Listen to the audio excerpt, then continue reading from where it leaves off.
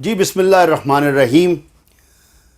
Digital world کے تمام دوستوں کو ڈیجیٹل سینیٹر کا سلام قبول ہو.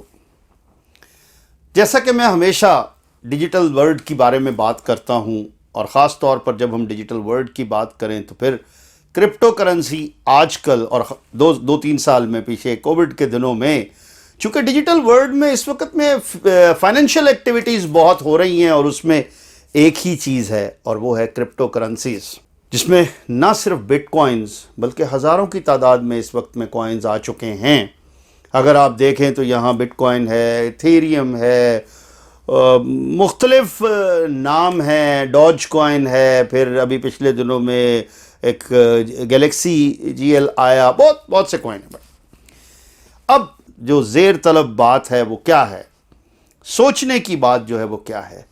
اگر ہم دیکھیں تو 2010 سے جب یہ جاپان سے یہ معاملہ شروع ہوا اور وہ جو نام لیتے ہیں ہیروشی شیٹو سم تھنگ، جنہوں نے یہ بٹ کوائن بنایا، اس کو کسی نے آج تک دیکھا نہیں ہے، کیونکہ یہ ایک ایسی یونیورس ہے کہ جس میں بہت سی چیزیں چلتی ہیں. بٹ اس کے بعد سے یہ بڑھتا بھی رہا، کم بھی ہوتا رہا.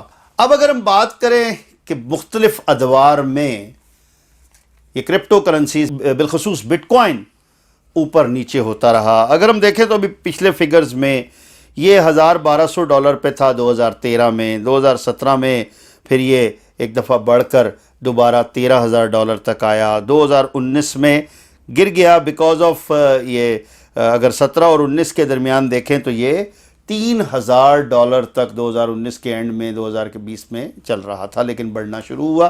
کووڈ کے دنوں میں اس میں بہت ساری ایکٹیویٹیز ہوئیں اور پھر بڑھتے یہ 2021 میں 58,000 پہ پہنچا اور پھر کم ہو کے 35,000 پر آیا. اور جب ہم بات کرتے 2021 کے اینڈ میں ہی یہ $61,000 تک گیا.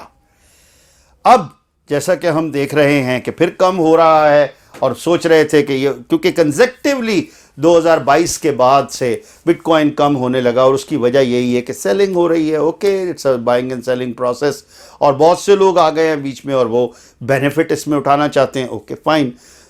اب آج یہ کہیں 28-29 کے ارد گرد، بلکہ 27 اور 28,000 کے 27,000 تک بھی آ گیا آج، جو کہ 12 مئی ہے. میں یہ آپ سے کہوں گا، دیکھیے ساتھیو، کہ ہر دور میں ایک وقت آتا ہے جب یہ شروع ہوا تو لوگوں کو اس پہ یقین نہیں تھا، بٹ یہ نیچے آیا، پھر دوبارہ اوپر گیا، پھر نیچے آیا.